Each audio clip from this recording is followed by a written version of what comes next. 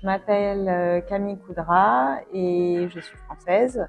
J'habite au Laos depuis maintenant à peu près 10 ans. Et donc j'ai fondé mon association ici qui s'appelle l'Association Anoula, qui est une association française et on travaille sur la conservation de la biodiversité au Laos. J'avais déjà 6 ans, je savais que je voulais travailler avec les animaux. Je voulais devenir vétérinaire en vrai. Alors après, un petit peu plus tard, quand j'ai su qu'il y avait beaucoup d'études, d'années d'études, j'ai un petit peu repensé tout ça et puis je voulais plus me diriger vers la préservation et l'étude du comportement animal. Et en fait, quand j'étais adolescente déjà, j'étais très intéressée par les primates. Et donc moi, je voulais devenir la prochaine Jane Goodall qui, elle, étudiait les chimpanzés en Afrique.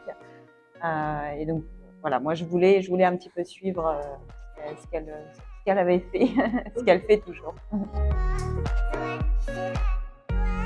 J'ai suivi ce que je voulais faire dès le début. J'ai fait des études de biologie générale dans un premier temps.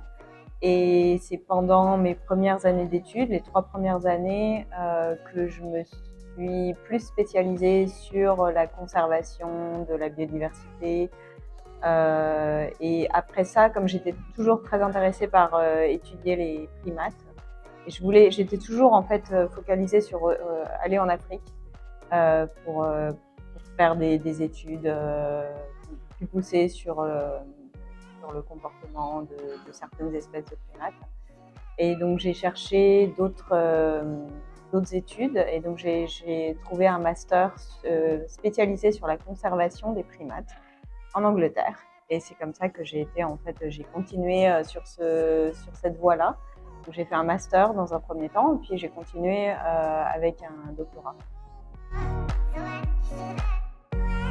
Alors, je pense que ma plus grande fierté jusqu'à présent, c'est la fondation de mon association, mais surtout à travers la fondation de mon association, c'est mon équipe qui est entièrement là-haut. Et parce que moi, mon ambition avec cette association, c'est vraiment de former la nouvelle génération de Laos qui va protéger l'environnement et la biodiversité au Laos. Donc, je les forme sur les différentes techniques de terrain et je vais leur donner des bourses pour qu'ils retournent aussi aux études. Donc ça, c'est quelque chose que je vais faire justement prochainement. Enfin, à partir de l'année prochaine, la plupart d'entre eux vont retourner à l'université. Au début, c'était justement des figures connues et femmes comme Jane Goodall et Dian Fossey qui toutes les deux ont étudié, elles étaient très indépendantes, elles sont parties toutes seules dans la brousse étudier et elles ont suivi leurs rêves. Et donc c'est ça qui m'a inspirée au départ. Je pense que aussi ce qui m'a... Alors au départ, je voulais retourner en Afrique. Plusieurs événements ont fait que je n'ai pas pu aller en Afrique et comme mon oncle a habité en Asie, j'ai recherché un petit peu quelles espèces de primates il y avait en Asie. J'ai fait quelques recherches et je suis tombée sur la photo d'une espèce en particulier qui s'appelle le douk. Et je suis tombée complètement amoureuse de cette espèce et j'ai aussi découvert qu'elle était très menacée d'extinction, il y avait seulement que 3 espèces et qu'il y avait très peu de recherches dans leur milieu naturel, habitat naturel. Et donc j'ai tout fait pour venir en Asie et étudier cette espèce.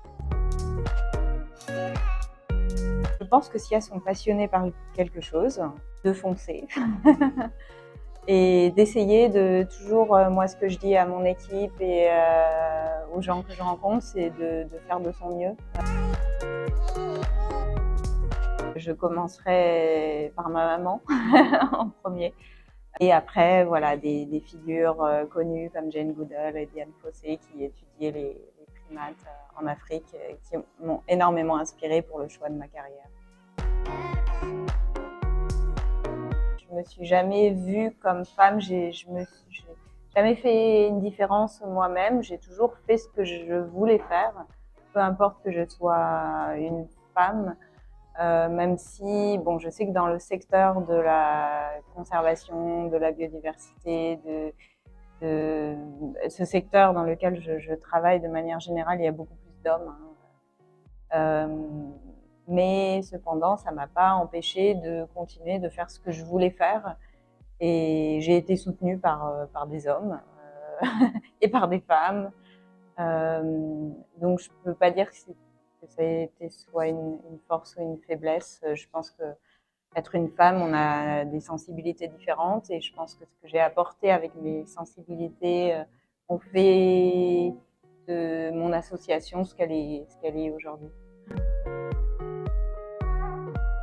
Vraiment, mes souhaits et vraiment mes ambitions pour l'avenir, c'est que ce soit des Lao en fait qui mènent à bien, qui soient des porteurs de la conservation de la biodiversité, de la nature, voilà sur le long terme. Et c'est pour ça que je fais tout ça en fait, c'est pour servir un petit peu le Laos et sa biodiversité.